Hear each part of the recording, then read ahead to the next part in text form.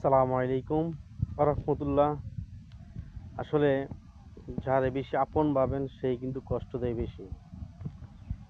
তবে চিন্তা করেন, যার এত কিছু দিলেন, যাকে এত বিশ্বাস করলেন, শেষ মুহূর্তে স্বার্থের জন্য সে অনেক কিছু করতে বাধ্য হয়।